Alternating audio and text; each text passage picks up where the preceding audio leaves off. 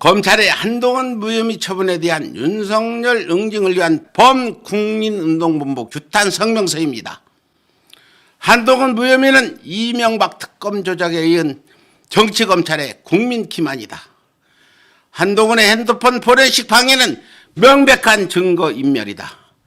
지난 2년간 한동훈 검언유착 수사를 질질 끌며 뭉개왔던 검찰이 결국 핸드폰 비번을 풀지 못해 증거를 찾을 수 없다며 무혐의 처분을 내려 검찰의 처분이 국민 정서에 반한 비상식적인 논리라는 논란이 거세게 일고 있습니다. 2008년 이명박 특검 담당 검사 윤석열이 사기 피해자 이명박에 대한 취임 선물로 특검 결과를 무혐의로 조작해 국민을 철저히 기만했듯이 정치검찰 또한 범법 피의자 윤석열의 취임 선물로 한동훈에게 무혐의 처분을 내린 것 아니냐는 것입니다.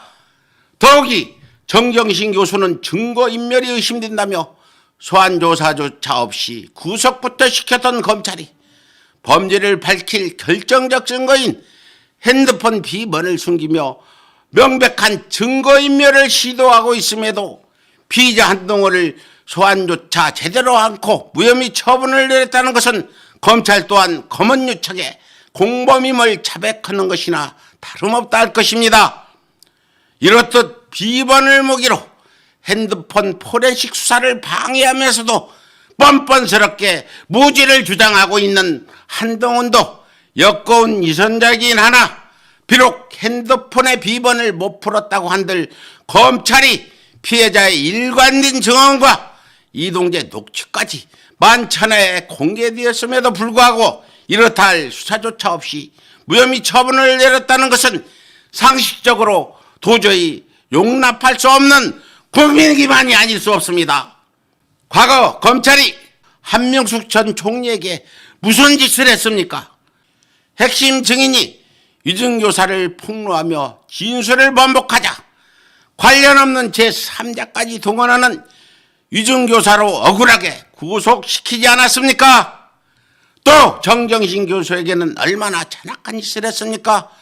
단 한 번의 소환조사도 없이 증거인멸이 의심된다며 막무가내로 구속시켜놓고선 벽여 차례의 압수수색으로 제발 하나만이라도 걸려라 하는 문호발식으로 불법적인 별건 수사를 벌이는 사상초유의 만행까지 자행하지 않았습니까?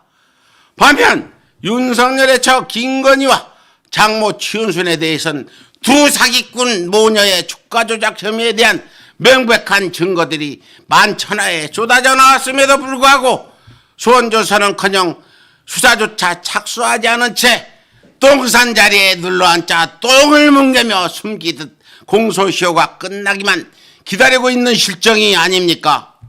이렇듯 그 누구보다 공정해야 할 검찰이 선택적 정의에 입각해 법을 집행하다 보니 정치 검찰이라는 신조어가 만들어질 수밖에 없었던 것이며 정치검사 출신 윤석열이 위치는 공정이라는 단어가 국민들의 웃음거리로 전락할 수밖에 없었던 것입니다.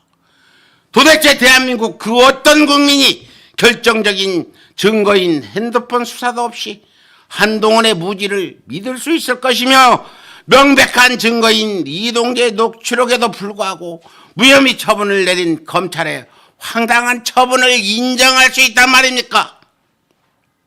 지난 1월 서울의 소리가 공개한 녹취록에서 김건희는 서울의 소리 기자의 제보를 일말의 주저도 없이 바로 한동훈에게 전해주겠다고 단언했습니다. 바로 한동훈의 핸드폰이 열리는 순간 윤석열의 온갖 기리는 물론 정치검찰의 정치공작 전말이 만천하에 드러날 것입니다. 다시 말해 검찰이 한동훈의 핸드폰 비번을 못 푼 것이 아니라 아예 처음부터 풀 생각을 안 했을 가능성이 더욱 높다는 것입니다. 지금이라도 늦지 않았습니다.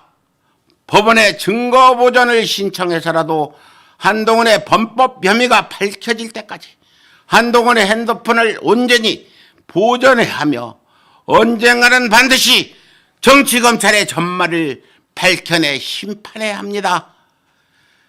검찰에게 경고합니다. 5천년 대한민국 역사와 국민은 숨기는 자가 범인이라는 것을 너무나도 명백히 알고 있습니다.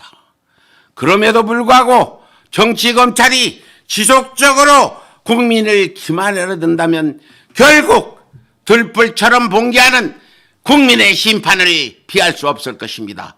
이상 윤석열 응징을 위한 범국민운동본부 검찰규탄 성명서였습니다.